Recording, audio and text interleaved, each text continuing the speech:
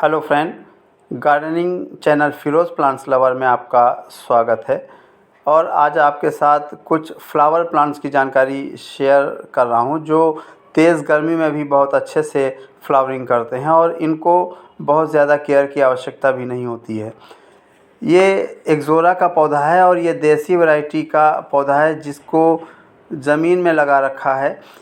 इसमें पूरे वर्ष भर फ्लावरिंग होती है, लेकिन कुछ हाइब्रिड किस्में होती हैं जिनमें वर्ष में एक बार फ्लावरिंग होती है और उनमें गर्मी के दिनों में या रेनी सीजन में अच्छे से फ्लावरिंग होती है। लेकिन जो देसी वैरायटी का एक्ज़ोरा होता है, इसमें पूरे वर्ष भर फ्लावरिंग होती रहती है, बस ठंड के दिनों में कुछ दिनों के लिए डॉर्मेंट होता है। ये एमेरिलिस लिली के पौधे हैं और इनमें भी बहुत सारी वैरायटीज़ आती हैं, अलग अलग रंगों के फ्लावर इस पर खिलते हैं। इन पौधों में ध्यान रखना चाहिए, फरवरी शुरू होने पर इनके बल्ब को पॉट से निकाल करके और जो बड़े बल्ब होते हैं उनको थोड़ा दूरी दूरी पर नए पॉट में लगा देने चाहिए, और जो छोटे बल्ब होते हैं उनको एक बड़ा सा शैलो पॉट दे दें और उसमें लगा दें, तो ये पौधे वहाँ पर अच्छे ग्रोथ करते हैं।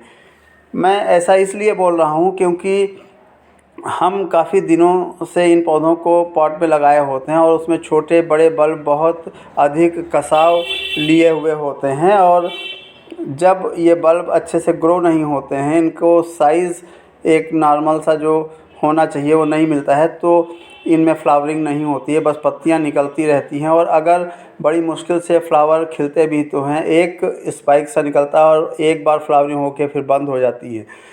इसलिए आपको ध्यान रखना चाहिए, इनके बल्ब को थोड़ा दूरी पर लगाना चाहिए, बहुत पास इनके बल्ब को नहीं लगाना चाहिए और बड़ा पॉट देना चाहिए। इसके साथ ही जो छोटे बल्ब होते हैं उनको एक अलग पॉट में लगा देना चाहिए निकाल कर, तो आप देखेंगे आपके एमेरिलिस लिली में बहुत अच्छे से फ्लावरिंग होगी। लेकिन अगर आपने बहुत सारे बल्ब एक ही पॉट पे लगा दिए हैं तो ये अच्छे से ग्रोथ नहीं करते हैं। इन पौधों को आप तेज़ धूप में ग्रो कर सकते हैं। इसके साथ ही अगला पौधा है अडेनियम का। ये भी गर्मी के दिनों में बहुत अच्छे से फ्लावरिंग करता है। ये मेरा देसी वैरायटी का अडेनियम है और इसको कटिंग से लगाया गया है। काफ़ी पुराना ये अडेनियम है, लगभग 35 से 40 वर्ष हो रहे हैं इस अडेनियम को। इस अडेनियम की कटिंग प्रूनिंग कर दी जाती है, इसलिए इसकी हाइट ज़्यादा नहीं बढ़ती है। लेकिन इस पौधे के जो सीड निकलते हैं उनसे मैंने कई अडेनियम के पौधे तैयार किए हैं और मेरे पास सबसे पहला ये अडेनियम का पौधा है। बहुत अच्छे से ग्रोथ करता है और आप नीचे इसका कॉर्डेक्स देखिए, ये कटिंग से ग्रो किया हुआ कॉर्डेक्स है और सीड से ग्रो किए हुए कॉर्डेक्स ज़्यादा अच्छे दिखते हैं। फिर भी इसके कॉर्डेक्स को मैंने हर रिपोर्टिंग पर थोड़ा थोड़ा ऊपर उठा दिया है। इसी के ये जो आप प्लांट देख रहे हैं, इसी के सारे बीजों से ग्रो हुए ये प्लांट्स हैं और इनमें भी बहुत अच्छे से फ्लावरिंग हो रही है। इसके अलावा मेरे पास कुछ हाइब्रिड किस्में भी हैं अडेनियम की, जिनमें बड्स बन रही हैं और उसका मैं सेपरेट वीडियो आपके साथ फिर से शेयर करूँगा। इस समय ध्यान रखना चाहिए, इन पौधों में समय समय पर थोड़ा सा फर्टिलाइज़र दे दें अगर आपके पौधे में फ्लावरिंग नहीं हो रही है। अगर आपके पौधे में बहुत ज़्यादा पत्तियां निकल रही हैं लेकिन कलियां नहीं बन रही हैं, तो आप ध्यान रखें, नीचे से कुछ पत्तियों को कम कर दें और ऊपर के हिस्से में थोड़ी 2-4 पत्तियों को रखें, तो आप देखेंगे इन प्लांट्स में कलियां जल्दी से बनने लगती हैं और आपके भी अडेनियम में फ्लावरिंग होने लग जाती है। इसी के साथ इन पौधों में ओवर वाटरिंग से रूट में फंगस लग जाता है। इसके लिए आप महीने में एक बार या 15 दिन के बाद फंगीसाइड का घोल बनाकर इसकी रूट में दे दिया करें, तो इस पौधे के लिए अच्छा होता है और ये पौधा अच्छे से ग्रोथ करता रहता है। हालांकि गर्मियों में ये दिक्कतें नहीं आती हैं, ये दिक्कतें ज़्यादातर बारिश और ठंड के दिनों में आती हैं। उस समय इसमें ओवर वाटरिंग नहीं करनी चाहिए। इस पौधे को अगर आप समय से कटिंग प्रूनिंग नहीं करते हैं तो ये फ्लावर निकालने में देरी करता है, इसलिए इस पौधे की कटिंग प्रूनिंग आपको फरवरी की शुरुआत में या मध्य फरवरी में कर देनी चाहिए।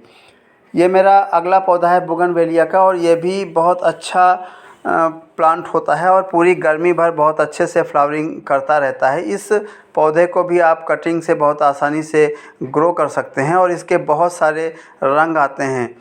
इसकी कई वैरायटीज़ होती हैं जो अलग अलग रंगों की होती हैं, और कुछ छोटे फूलों वाली होती हैं और कुछ बड़े फूलों वाली होती हैं।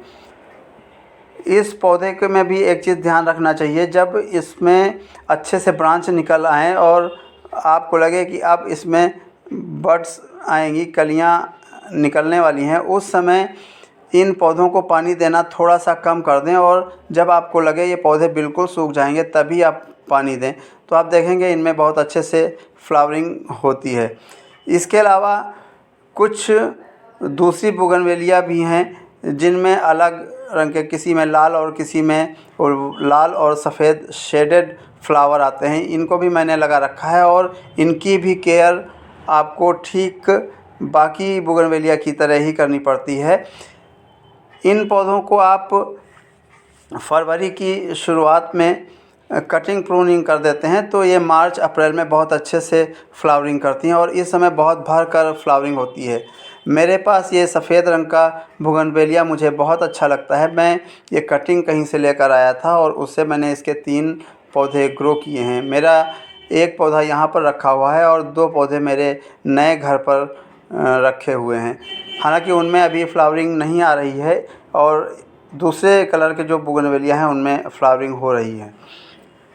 इसके अलावा एक चीज़ और ध्यान रखें, अगर इसमें आप बहुत ज़्यादा वाटरिंग करेंगे, इसकी मिट्टी को हमेशा बहुत ज़्यादा गीला रखेंगे तो भी इसमें फ्लावरिंग नहीं होती है और ये अच्छे से ग्रो नहीं होते हैं। इसके साथ ही ये देखिए टिकोमा का पौधा है और ये देसी वैरायटी का टिकोमा का पौधा है। ज़मीन में लगा हुआ पौधा है, काफ़ी बड़ा पौधा है और इसमें भी बहुत अच्छे से पीले रंग के फ्लावर आते हैं। ये गुच्छों में खिलते हैं और बहुत अधिक संख्या में ये फ्लावर होते हैं, बहुत सुंदर दिखते हैं। इसकी भी कुछ हाइब्रिड किस्में होती हैं जो ड्वार्फ वैरायटी की होती हैं और उनमें भी अलग अलग रंगों के फ्लावर खिलते हैं, बहुत सुंदर दिखते हैं। और इस पौधे को कटिंग से ग्रो करना बहुत आसान होता है। इसको आप बारिश के समय या स्प्रिंग सीजन में बहुत आसानी से कटिंग से ग्रो कर सकते हैं। इसके साथ ही इस पौधे को थोड़ा ज़्यादा पानी की आवश्यकता होती है, इसलिए इसमें आप सुबह और शाम दोनों टाइम पानी दें अगर आपने पॉट में लगा रखा है गर्मी के दिनों में। लेकिन ठंड और बारिश के दिनों में इस पौधे को बहुत ज़्यादा पानी ना दें तो ये पौधा बहुत अच्छे से ग्रोथ करता है। ठंड के दिनों में ये कुछ दिनों के लिए डॉर्मेंट हो जाता है, लेकिन धीरे धीरे इसकी ग्रोथ होती रहती है। इसके साथ ही मेरा अगला पौधा है फायर बुश का और ये भी आजकल बहुत सुंदर तरीके से फ्लावरिंग करता है। ये देखिए मेरे पौधे में कलियां बनने लगी हैं और इसकी आप फरवरी में जब कटिंग प्रूनिंग कर देते हैं तो ये पौधा बहुत तेज़ी के साथ ग्रो होता है और इसमें नई नई ब्रांच आती है। उस समय इसमें आपको काऊ डंग ऐड कर देना चाहिए जिससे नई ब्रांच बनकर आती हैं। और उसके बाद में आप कुछ इसमें नीम खली, सरसों की खली, ऑनियन पील, ऑरेंज पील, बनाना पील का लिक्विड फर्टिलाइज़र भी दे सकते हैं, काऊ डंग का लिक्विड फर्टिलाइज़र दे सकते हैं, तो आप देखेंगे इसमें बहुत अच्छे से फ्लावरिंग होती है। ये देखिए इसमें एफिड्स लग रहे हैं, मेरे यहाँ देसी बोलचाल की भाषा में इसको माहू कहते हैं और ये अभी आपको येलो कलर के दिख रहे हैं, ये धीरे धीरे ब्लैक कलर के हो जाते हैं। मैंने अच्छे समय से इनको देख लिया है। अब मैं इस पर नीम ऑयल का छिड़काव कर दूंगा जिससे ये पौधे स्वस्थ रहेंगे और ये कीट यहाँ से हट जाएंगे। आजकल गर्मी के दिनों में जब पौधों की ग्रोथ बहुत अच्छे से हो रही होती है उस समय इन पर तरह तरह के कीट लग जाते हैं, स्पाइडर माइट लग जाते हैं, मिलीबग लग जाते हैं और एफिड्स लग जाते हैं और भी कई कीट इन पर आ जाते हैं। तो ऐसे में आपको नीम ऑयल, शैम्पू या डिटर्जेंट पाउडर का लिक्विड बनाकर और सारे पौधों पर शाम के वक्त स्प्रे कर देना चाहिए जिससे आपके पौधे स्वस्थ रहेंगे और अच्छे से ग्रोथ करेंगे, इनमें फ्लावरिंग आएगी। उम्मीद करता हूँ ये मेरा वीडियो आपको पसंद आया होगा और अगर ये मेरा वीडियो आपको पसंद आया है तो प्लीज़ मेरे वीडियो को लाइक और शेयर करें, मेरे चैनल को सब्सक्राइब करें। फिर मिलूँगा एक नई वीडियो के साथ। धन्यवाद।